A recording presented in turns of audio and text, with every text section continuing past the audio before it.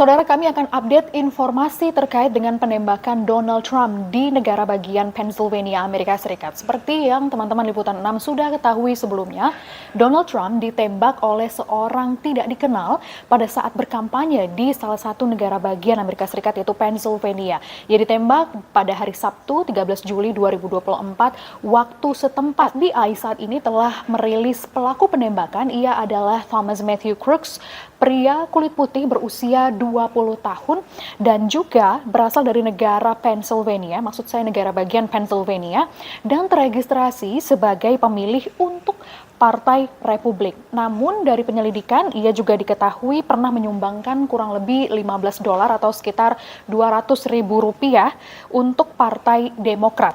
Nah, sesaat setelah menembak Trump, pelaku langsung dilumpuhkan hingga tewas oleh pasukan bersenjata Amerika Serikat. Penyidikan terus berlanjut hingga akhirnya menemukan fakta baru di mana ditemukan sejumlah bahan peledak di mobil dan kediaman pelaku.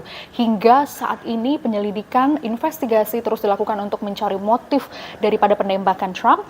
Namun yang perlu kami sampaikan, penegak hukum dan otoritas tempat telah memblokade wilayah kediaman Thomas. Adapun senjata yang digunakan oleh pelaku pada saat menembakkan Trump diketahui adalah senjata laras panjang semi otomatis berjenis AR-15. Teman-teman, sebenarnya penembakan terhadap Trump ini bukan hal yang baru lagi di Amerika Serikat. Sejarah AS mencatat ada sejumlah pemimpinnya yang juga pernah ditembak hingga tewas oleh orang-orang tidak dikenal. Saya akan coba menjelaskan tahun-tahun berapa saja peristiwa-peristiwa apa yang pernah terjadi sebelumnya. Tahun 2016 dan 2017. Terkait dengan Trump sendiri, sebelumnya juga sudah ada upaya pembunuhan pada kampanye Trump. Kita mundur sedikit, di tahun 1960-an ada Presiden John F. Kennedy dan Robert F. Kennedy yang juga ditembak, di mana keduanya ini berasal dari Partai Demokrat. Kemudian maju sedikit ke tahun 1980-an ada Presiden Ronald Reagan dari Partai Republik yang juga ditembak. Jadi bukan hanya dari Partai Republik saja, namun juga ada Partai Demokrat tadi ya.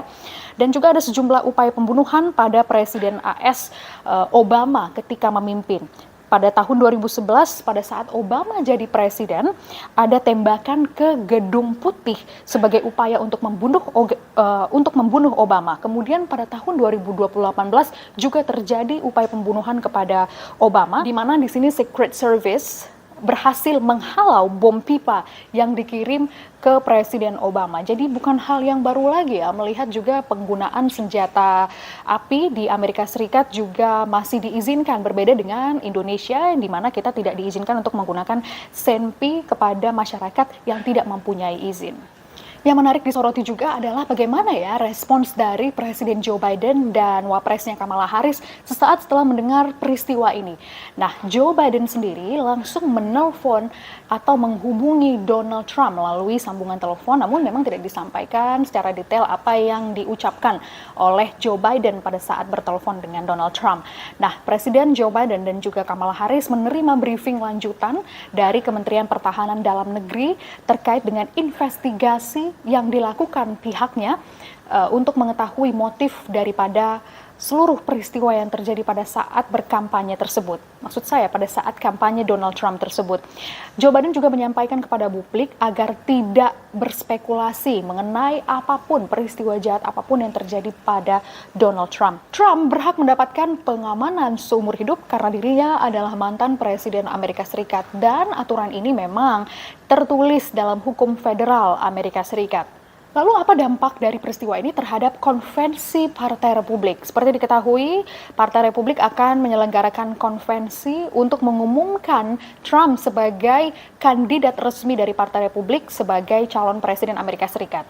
Namun berdasarkan informasi yang kami dapatkan juga, setelah peristiwa ini Trump tetap akan dicalonkan ataupun diusung dari Partai Republik. Mereka pun tidak ragu-ragu untuk mencalonkan Trump, malah dinilai ini mungkin akan menguatkan posisi Trump. Tidak ada perubahan agenda dan jadwal oleh konvensi Partai Republik dan Trump diharapkan akan mengumumkan calon wakil presidennya dengan sesegera mungkin dalam konvensi tersebut atau dalam acara-acara yang melibatkan Partai Republik ke depan. Nah, pertanyaan yang menariknya lagi adalah apakah dengan adanya peristiwa ini akan mempengaruhi persepsi masyarakat Amerika Serikat terhadap Donald Trump dan juga Partai Republik dan keseluruhan elektoral baik dari dua kubu Joe Biden dan juga Donald Trump. Ini yang menarik untuk ditelusuri. Namun saya akan jelaskan sedikit di wilayah Pennsylvania, di lokasi di mana Donald Trump ditembak sejak tahun 1992, Partai Demokrat lah yang unggul dan banyak memenangkan proses pemilu di wilayah ini.